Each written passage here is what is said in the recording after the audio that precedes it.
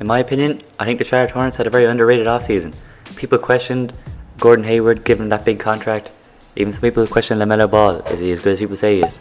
But so far this season, the Charlotte Hornets are not only competitive, they're 7th in the Eastern Conference, which is a pretty weak conference, but still 7th in the West with a 17-18 record. Yes, a losing record, which says it all about the East. But there's nothing the Hornets can do about that. They're 7th and they're playing very good basketball to watch. The team that they're having a good time, and I'm liking what I'm seeing. The Hornets, they've been one of the best teams to watch, as I said, in the NBA. Lamelo Ball, he's a great player to watch, and Gordon Hayward, it's great seeing him go back to his best. Lamelo, as I said, the 3rd pick in this year's NBA draft. I think by far and away he's Rookie of the Year right now. At the end of voting now, by far and away he's Rookie of the Year. He's been unbelievable. Started off slow, those preseason games, I remember he didn't score. People were saying Lamelo Ball, overhyped, he can't shoot threes, poor defense. Well, this season he's done very well so far. And that's where Gordon Hayward, when he got paid that 4-year, $120 million contract, people said, why are the Hornets doing this? Just another poor business decision from MJ and the Hornets.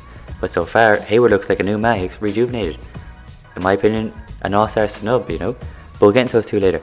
Actually, we'll get into Lamelo Ball now. We'll get into Gordon Hayward later. Lamelo Ball this season, he's averaging 15.8 points per game, 6 rebounds, 6.3 assists, 45% shooting from the field, 38% shooting from 3, which is above league average, which people said he wouldn't be able to hit, and also 80% shooting from the free throw line. Now Lamelo Ball, he's been unbelievable in my opinion this season.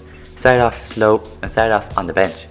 We heard LeVar Ball complaining that Lamelo shouldn't be a bench player, but once he came off the bench and became a starter, his production went up. He averaged 19.3 points per game, 6.4 rebounds on 44, 42 and 90% shooting over that time span of being a starter. So he's shown he's more than capable of being a starting point guard for an NBA team, maybe in a playoff team. So he's done very well this season, gone strength to strength, unbelievable passer. We all know that though. Some of his assists are crazy. Great, pass first guy, and he's having a great season so far. Also his 3-point shooting, I think he's done better than expected. As I said, above league average. Look at Lonzo, he's shooting well now, but when he first came into the league, he was very poor.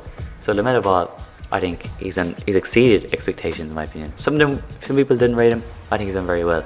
Another person, as I said, Gordon Hayward. He's had a bounce back season this year in my opinion. He never really settled in Boston. Obviously got that horrible leg break injury. Never really settled, always had injuries.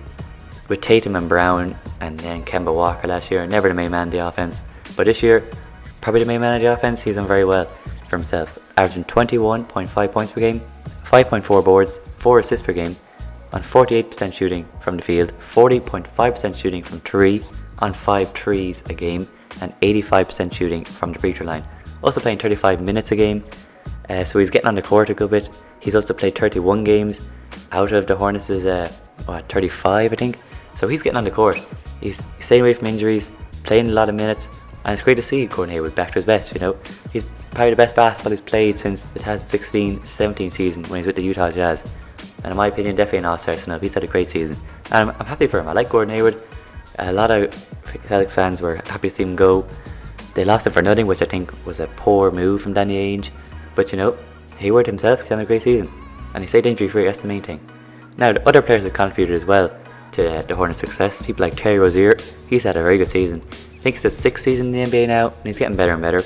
He's also stepped up, as I said, and this season, after coming in the Kemba Walker sign-in trade, he's had multiple 40-point games this season, averaging 20.5 points per game, 3.2 assists per game, 49% shooting from the field, and 44% shooting from 3. Also 82.4% shooting from the free throw line. So he's had a very productive season, going from strength to strength. I remember the Celtics video I made, why the Celtics are struggling. Were they wrong to give up Terry Rozier for Kemba Walker? Who knows? Walker was injured this season, but Rozier, he's having a very good season. Maybe they should have been a bit more patient with him. And it's great to see these players that have been doubted, like Lamelo Ball, Gordon Hayward, Terry Rozier, all stepped up and doing very well for themselves. Other players who deserve to get mentioned, you think of Malik Monk. He's had a good season, 13.5 points per game and 44% shooting from 3. And he's also PJ Washington, averaging 12.5 points per game and 38.5% shooting from 3.